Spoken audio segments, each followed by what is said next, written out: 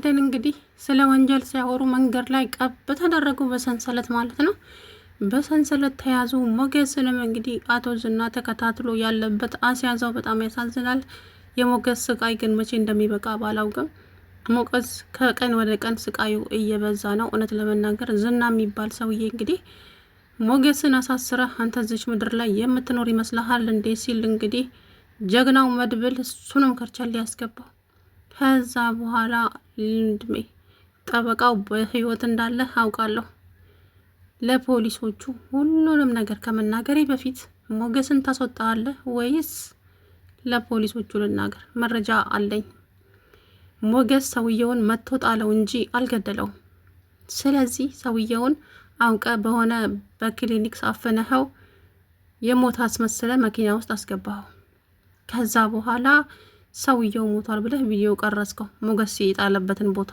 ስለዚህ ጠበቃው በህይወት አለ አይደለም እንዴ? ዝና አንተ ሰውዬ ምንድነው የምታወራው? ልታሳብደኝ ነው እንዴ? ጠበቃው የለም ሞቷል። እውነት ተው፣ በእግሩ እየሄደ እንዳይመጣ። ከዛ ምን እንደምትል አንተ ታውቃለህ። ቱ እኔ ያበበ ደንበሳ ልጅ እናንተ ተመሳጥራችሁብኝ ሰራችሁልኝ ማለት ነው። እሰራላችኋለሁ። እኔ ዝና አይደለሁም። ዞር በል እባክህን። እስከ ዛሬ ይሄንን ምስኪን ሰው ስታንከራት ትኖርሃል፣ ከልጆቹ ነጥለኸው። ሞገስንም እንደዛው።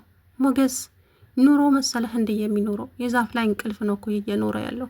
አንተ ግን ለሰው ልጅ ምንም አይነት እንትን የለህም፣ ራራይ አዘኔታ የለህም። ምን አይነት ተፈጥሮ ነው ያለ ዝና? ቆይ ለምን እንደዚህ ታደርጋለህ? ለምንድን ነው በሰው ህይወት የምትጫወተው? አቶ መድብል አንተም ጠብቅ። ቀነ ሄየየ እኔንማ ብትኮ በየቀኑ እንገናኝ ነበረ። ወንድ ከሆንክ ለምን አልገጠምከኝም ነበረ? ፈሳ አንተ እኮ በጉልበት ሰዎችን ምንም ማድረግ አታውቅም። ያው በግብረ አበሮች ነው እንጂ። ግን ደግሞ ግብረ አበሮች ቢመጡም ራሱ እኔ መድብል ማንንም አልፈራም። ትሰማለህ?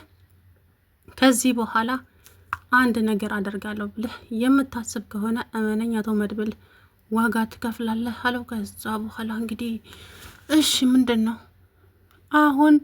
ሞገስን ነፃ ነው ምንም አላጠፋም ብለህ ታስወጣዋለህ ወይስ ሪከርዱን ለፖሊስ ልስጠው? በመጀመሪያ ደረጃ ጠየቀው፣ ስልኩን ክፍት አድርጎ መድብል።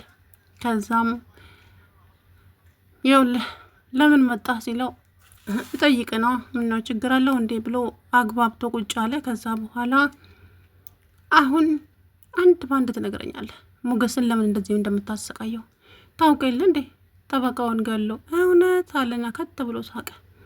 ምን ነው ሳቅ? ዋሸው እንዴ? አራት ዋሸው። እውነታውን ያወራኸው እናማ ሰውየውን ሽጉጥ ደቀነበት። ሞገስ ሰውየውን መቶ ጣለው።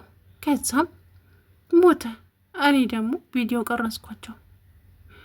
ከዛ በኋላ ሰውየው ከዛ በኋላ ሬሳው ወዴት ሄደ? ሬሳው የት ሄደ? ሬሳውን ራሱ ቆፍሮ ቀበረዋ። እውነት በል እስኪ። አይገርምም? ይህንን ነገር እኔ ራሴ አለማስተዋሌ በጣም ገረመኝ። እና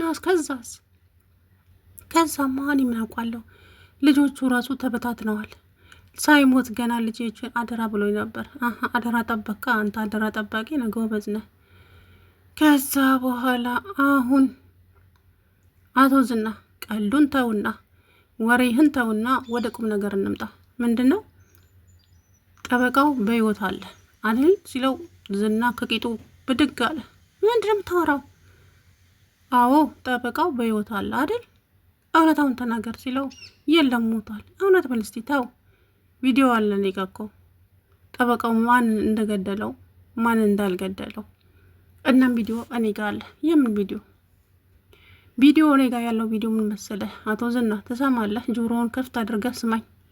ቪዲዮ ሞገስና ጠበቃው ሞገስ ላይ ሽጉጥ አወጣበት። ከዛ ሞገስ መቶ ጣለው። መቶ ከጣለው በኋላ ልክ የሞተ ሰው አስመስሎ ራሱን ሀቅት አደረገ ጠበቃው። ከዛ በኋላ ሞገስ ወይኔ ገደልኩት ወይኔ ብሎ እየሮጠ ሄደ። ከዛ በኋላ አንተ ደግሞ ከተደበከበት ወጥተህ ሰውየውን በክሊኒክ ሳፍነህ ልገልህ ነበረ፣ ግን አልገልህም ታስፈልገኛለህ ብለህ ሰውየውን መኪና ውስጥ አስገብተህ አስፈራርተህ ዝተህበት ለትንሽ ቀን እኔ ሞገስን በእጄ እስከማስገባ ድረስ የምፈልገውን ነገር ሉላን ወደ እኔ እስከሚያመጣ ድረስ አንተ ከዚህ አካባቢ ዞር ትላለህ ብለህ አልከው። አዎ ብዬዋለሁ አለ። ብራቮ ብራቮ ዝና፣ አሁን ወደ ነጥቡ መጣህልኝ። ከዛ በኋላ ጠበቃው ከዚህ ሀገር ውጣ ብዬ ብር ሰጥቼው ነበር ወደ ገጠር ሂድ ብዬ፣ እሱ ግን አልሄደም። በሆነ አጋጣሚ አገኘሁት። ድጋሚ ወስጄ የሆነ ቤት ውስጥ አስሬ ደበደብኩት ከግብረ አበሬ ጋር። ከዛም ትቼው ከወጣሁኝ በኋላ ግብረ አበሬን በቢላዋ ወቅቶት አመለጠ። አሁን የት እንዳለ አላውቅም። ዋናው ነገር በህይወት መኖሩን ማመነ ጥሩ ነው። ጎበዝና ከዛም ሞገስ ማነው ብሩክ መድብል ስልኩን ከኪስ ውስጥ አውጥቶ የዝናን ሪከርድ አንድ ባንድ ለዝና አሰማው። ዝና አበደ። ቱ መድብል እሰራልሃለሁ፣ እኔ የአበበ ደንበሳ ልጅ አይደለሁም፣ እመነኝ፣ ዋጋ አስከፍልሃለሁ። አንተ እኔ ላይ ሞድ ያስክ ማለት ነው። እያንዳንዷ ሪካርድ ንቃለች። እኔ አንተን ሪካርድ ባላረግህም ራሱ ጠበቃው በህይወት ስላለ ራሱ መጥተው ለፖሊሶቹ አለው እኔ በህይወት አልሞትኩም ማለት ይችላል። ትሰማለህ? ከዚህ በኋላ ግን እንግዲህ ምንም ማድረግ አይቻልም። ይሄው ነው። አሁን አንተ ግን አጭበርብረህ ብቻ ብዙ ነገር አድርገህ ህይወታቸውን ልታመሰቃቅል ነበረ፣ ግን አልተሳካልህም። ለማንኛውም አሁን እኔ የምልህ ነገር ምን መሰለህ አቶ ዝና፣ ሞገስን ትለቀዋለህ። ምንም ነገር አላጠፋም ብለህ ሞገስን ነፃ ሆኖ ከዚህ ታስወጣዋለህ። አይ ምትል ከሆነ ይሄ ሪከርድህን ወስጄ ለፖሊስ እሰጠዋለሁ። ከዛ በኋላ ምንም የሚመጣ ይመስልሃል? ምንም ይምጣ ምንም አልፈራም። እኔ እምፈራ መሰለህ እንዴ? እኔ ዝና አልፈራም። ያበበ ደንበሳ ልጅ። ኦኬ ጥሩ፣ ሄጄ ለፖሊሶቹ ልስጣቸዋ። ከዛ እባክህን ተው እንጂ እንደዛ አታድርግ፣ እኔም ወንጀለኛ እባላለሁ አደ እና ታዲያ አንተ እኮ ነው ወንጀለኛው። ሞገስማ ያለ ወንጀሉ ለምን ተብሎ ነው የሚታሰረው? ከዛ በኋላ እንግዲህ ግብ ተባለ፣ ተጣሉ።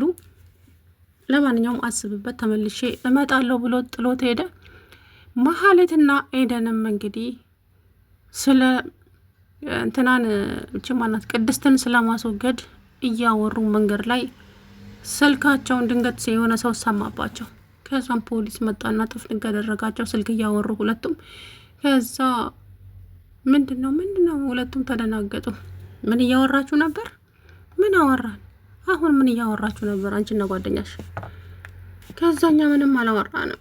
ከዛ በኋላ ሪካርዶን ሲያሰሟቸው ፖሊሶቹ መሀሌትንና ኤደንንም ጠፍንገው እንግዲህ እንደ ውሻ አንጠልጥለው ወሰዷቸው ማለት ነው።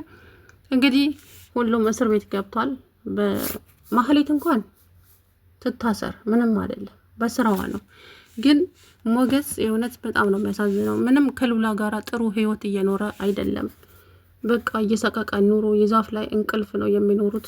በር በተንኳኳ ቁጥር ነፍስና ስጋቸው እየተለያየ ነው ያሉት እና ያንን ነገር ደግሞ በቃ ትላንትና ራሱ ሞገስ ማነው መድብል ምግብ ይዞላቸው ሲመጣ ሁለቱም ተደናግጠው ማን ነው ምንድን ነው ወዴት ነው እያሉ ነበርና ስለዚህ ይሄ ከሚሆን አቶ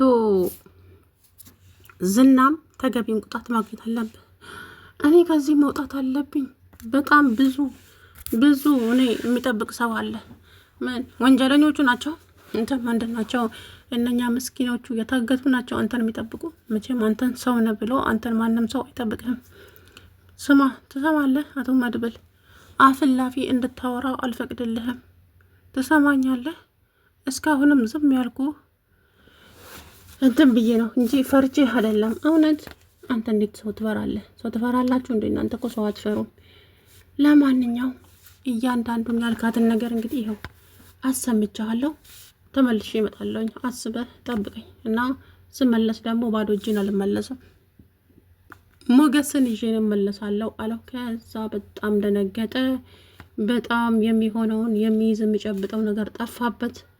እንዴ እንደዚህማ አይሆንም እንጂ እና ብሩክ እየጠበቀው ነው፣ ሚስቱም እየጠበቀችው ነው። ስለዚህ አሁን እኔ የምልህ ነገር ቢኖር ተያይዘን ወደ ከብሩክ ጋራ ከመድብል ጋራ ወደ ቤት መመለስ አለብን። አይ የምትል ከሆነ ግን ሪካርዶን እሰጣለሁ። አይ ወይኔ እሺ ብሎ ተስማማ። እሰራልሃለሁ መድብል፣ ከዚህ ልውጣ ብቻ እመነኝ፣ ሁላችሁንም ዋጋ አስከፍላችኋለሁ። እኔ አበበ ደንበሳ ልጅ ስለማታውቁኝ ነው አይደለ? ሁላችሁም ዋጋችሁን ነው የምሰጣችሁ እያለ እንግዲህ ፉከራውን ቀጠለ ማለት ነው። አቶ ዝና ዘርበል ዘርበል፣ ለሚፈራ ሰው አስፈራራ።